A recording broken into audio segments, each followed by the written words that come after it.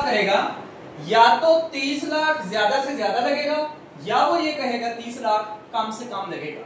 मैं सबसे पहले आपके साथ बिग ओ को डिफाइन करता हूं। अगर वो आपके साथ ये बात करे कि भाई इसका ज्यादा से ज्यादा एस्टिमेट 30 लाख रुपए है, तो इट मीन दैट कि उसने अपर बाउंड हमें दे दी। उसने हमें बता दिया कि भाई 30 लाख से ज्यादा नहीं होगा, 30 लाख रुपया होगा या 30 लाख से कम खर्च होगा। यानी कि अगर जो मैंने एक्चुअल कॉस्ट खर्च करनी है, अगर मैं उसको FN से जाहिर करूं, जो मेरी एक्चुअल कॉस्ट खर्च होनी है, और जो उसने मुझे बताई उसको मैं G(n) से डिफाइन करूं, तो मैं इस दोनों का आपस में रिलेशनशिप क्या बनाऊंगा कि या तो मेरा एक्चुअल कॉस्ट कम रहेगी या वो बराबर हो जाएगी किसके, जो उसने एक्सपेरिमेंटल कॉस्ट जो है वो हमने डिफाइन की, या उसने अपनी एस्टिमेशन दी, या उसने अपने एनालिसिस के जरिए से। एक्चुअली मैं इससे भी एक पीछे बात करूं, ये जो एनालिसिस होता है ये दो तरह का होता है। एक हमारे पास एक्सपेरिमेंटल एनालिसिस होता है और दूसरा हमारे पास एब्सोल्यूट एनालिसिस होता है। एक्सपेरिमेंटल एनालिसिस वो होता है जब हम खुद कोई एक्सपेरिमेंट कर रहे हैं। फॉर एग्जांपल हमने एक कार बनानी है, तो अगर जब हम कार की मैन्युफैक्चरिंग कर रहे हैं और फिर उसको ले जाकर कोई एनालिसिस करेंगे तो उसको एक्सपेरिमेंटल एनालिसिस करेंगे।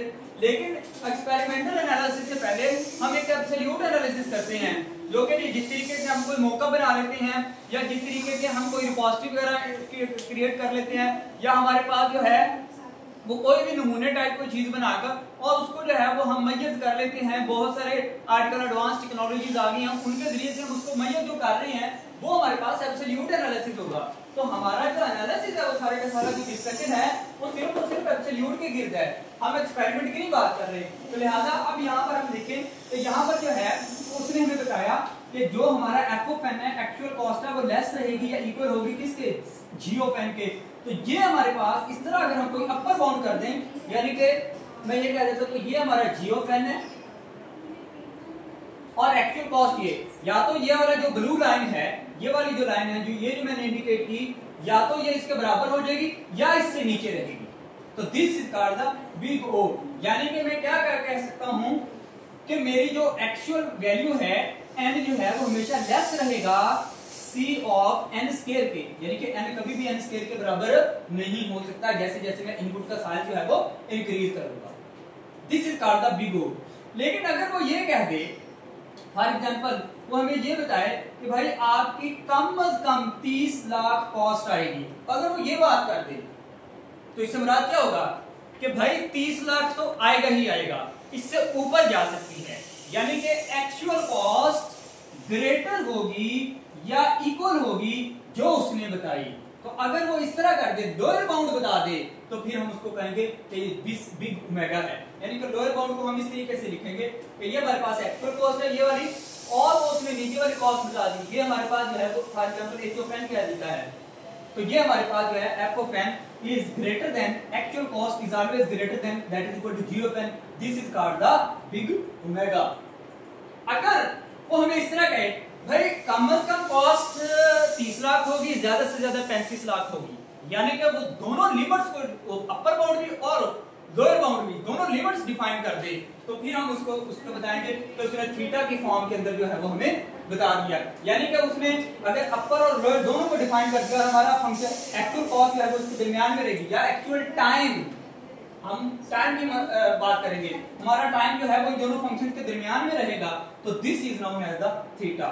स्मॉल o के अंदर हम क्या करेंगे, यहाँ पर जो है वो इक्वल नहीं होगा, उससे हमेशा कम रहेगी, और स्मॉल ओमेगा के अंदर वो हमेशा ज्यादा रहेगी, उसके इक्वल नहीं रहेगी।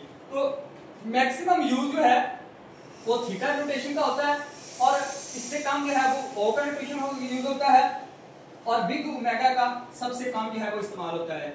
हमारी बुक के अंदर जो फर्स्ट ईयर की बुक है उसके अंदर बिग O को एलैबोरेट किया हुआ है, बिग O को जो है वो उसकी डिस्क्रिप्शन की हुई है। अब बिग O की 3-4 फॉर्म में आपको डिस्कस कर लेता हूं। सबसे पहले बिग O की हमारे पास फॉर्म है जी कांस्टेंट टाइम। यानी कि कांस्टेंट टाइम के अंदर हमारे पास क्या मुराद होगा कि अगर हमारे पास एक इनपुट साइज आया, जितनी मर्जी हम इनपुट करते जाएं उसका टाइम हमेशा सेम रहेगा।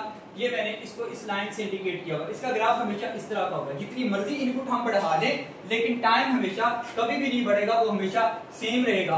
अगर हमारे पास इस तरह की कोई काम आ गया तो हम उसको किससे इंडिकेट करेंगे, O(1) से इंडिकेट करेंगे। इनपुट का साइज जितना मर्जी इंक्रीज करें टाइम सेम रहे तो फिर उसको बिग ओ ऑफ 1 से इंडिकेट करेंगे। अगर हमारे पास एक्सपेरिमेंट या कोई टाइम एनालिसिस इस तरह का आ गया जिससे जो है वो जैसे जैसे हम इनपुट का साइज इंक्रीज कर रहे हैं वैसे वैसे टाइम भी इंक्रीज होता जा रहा है। फॉर एग्जांपल मैं अभी आपसे ये कहूं कि हमारे पास 10 जो है वो नंबर्स हैं और उसके ऊपर उनको जो है वो अरेंज करने का कितना टाइम लगेगा, एक टाइम लग गया। फिर मैं कह दूं कि भाई 11 नंबर हैं तो इट मींस दैट के टाइम बढ़ जाएगा। फिर मैं कह दूं 12 नंबर को हमने अरेंज करना है तो और टाइम बढ़ जाएगा। फिर मैं कह दूं 15 को अरेंज करना है तो और टाइम बढ़ जाएगा। तो इस तरह की जो हमारे पास टाइम के एनालिसिस जैसे जैसे हम इनपुट का साइज इंक्रीज करते जाएं वैसे वैसे टाइम भी बढ़ता जाए तो इस तरह को हम कैसे इंडिकेट करेंगे, बिग ओ ऑफ एन से इंडिकेट करेंगे। तीसरी हमारे पास एग्जांपल आ गई क्वाड्रेटिक, यानी कि यहां पर हम जब हमने फॉर एग्जांपल मैं एक एग्जांपल देता हूं कि हमारे पास स्टूडेंट्स हैं और स्टूडेंट के 10 स्टूडेंट्स हैं और हमने ये चेक करना है कि which one pair is the best. उन 10 स्टूडेंट में से 10 स्टूडेंट्स हैं और हमने पेयर सिलेक्ट करना है जो कि सबसे बेस्ट परफॉर्मेंस करे। ठीक है जी, एक पेयर हमने सेलेक्ट करना है यानी कि 2 स्टूडेंट सेलेक्ट करने हैं तो हम सबके कॉम्बिनेशन को चेक करेंगे। पहले स्टूडेंट 1 को स्टूडेंट 2 के साथ, फिर स्टूडेंट 1 को स्टूडेंट 3 के साथ, स्टूडेंट 1 को सारे तो 10 के साथ कंबाइन करेंगे कौन सा हमारे पास ज्यादा अच्छा पेयर बेस्ट करेगा। फिर 2 को इस तरीके से, फिर 3 को इस तरीके से, फिर 4 को इस तरीके से। तो यहाँ पर जो है वो हमारे पास कॉम्बिनेशन बहुत ज्यादा इंक्रीज होते जा रहे हैं। तो इस तरह के टाइम को इंडिकेट करने के लिए ये देखें कि साइज अभी इतना नहीं बढ़ा लेकिन टाइम कॉम्प्लेक्सिटी जो है वो बहुत ज्यादा बढ़ गई है, टाइम बहुत ज्यादा हो गया है। साइज नहीं बढ़ा, टाइम बढ़ गया है। तो इस तरह के जो है नोटेशन को हम big O of M scale से जो है वो ग्राफिकली इंडिकेट करेंगे। और सम टाइम जो है वो हमारे पास कुछ इस तरह की भी टाइम कॉम्प्लेक्सिटी आ सकती है कि भाई इनपुट का साइज जो है वो बहुत ही ज्यादा बढ़ता जा रहा है लेकिन टाइम जो है वो इंक्रीज नहीं होता जा रहा, यानी कि इनपुट के लिहाज से टाइम जो है वो अभी उतना ही नहीं ज्यादा बढ़ा। तो हम इस तरह की एग्जांपल को log ऑफ n से इंडिकेट करते हैं। इस तरह के टाइम कॉम्प्लेक्सिटी को big O of log of n से इंक्रीज करते हैं। यानी कि आपसे पूछे बिग O log ऑफ कहां पर यूज होगा, जहां पर इनपुट तो बढ़ती जाए लेकिन टाइम उसके लिहाज से ना बढ़े। आपकी बुक में एक एग्जांपल इसकी दी गई है कि फॉर एग्जांपल हम जो है वो लार्ज डेटा सेट के ऊपर बात कर रहे हैं लेकिन उसके ऊपर टाइम इंक्रीज नहीं हो रहा। तो इस तरह की जो एग्जांपल होगी वो हमारे पास किसके अंदर कंसीडर होगी, big O of log of n के अंदर कंसीडर होगी। तो इस तरीके से ये सब के ग्राफ जो है वो कंपैरेटिवली मैंने ग्राफ इंडिकेट कर दिए हैं कि ये जो है ये कांस्टेंट टाइम का ग्राफ है, ये हमारे पास जो है वो लीनियर ग्राफ है, ये हमारे पास रेड कलर का ये क्वाड्रेटिक ग्राफ है, ये हमारे पास जो है वो लॉगरिथमिक ग्राफ है। तो इस तरीके से ये पांचों जो है आपस में चारों का कंपेयर किया हुआ है कि किस तरीके से आपस में जो है वो बढ़ते हैं। और लास्ट पर हमारे पास जो है स्पेस कॉम्प्लेक्सिटी है। ये छोटा सा शॉर्ट क्वेश्चन आ सकता है कि स्पेस कॉम्प्लेक्सिटी कैसे हम मैनेज करेंगे या क्या होती है, ये इसको किस तरीके से एनालिसिस कर सकते हैं। तो स्पेस कॉम्प्लेक्सिटी के अंदर एक एल्गोरिदम अच्छा टाइम के लिहाज से कब होगा, जब वो कम टाइम लेगा। On the same way space complexity data set बहुत ज्यादा बढ़ जाए लेकिन लार्ज डेटा सेट के ऊपर कौन सा एल्गोरिदम अच्छा होगा जो हमारे पास उस हार्ड को या उस स्पेस को या उस मेमोरी को एफिशिएंटली यूज करेगा। यानी कि on large data set how efficiently use the memory, उस लार्ज डेटा सेट से मेमोरी को एफिशिएंटली जो एल्गोरिदम यूज करेगा वो हमारे पास जो है वो बेस्ट एल्गोरिदम होगा और उसी को जो है वो हम सिलेक्ट करेंगे। तो 2 पैरामीटर हो गए, टाइम का एनालिसिस और स्पेस का एनालिसिस। तो which one is the best algorithm from all of them, जो कम टाइम ले और स्पेस को एफिशिएंटली यूज करे। The algorithm is the best algorithm or the optimized algorithm. This is all about the time complexity, algorithm analysis or the time complexity.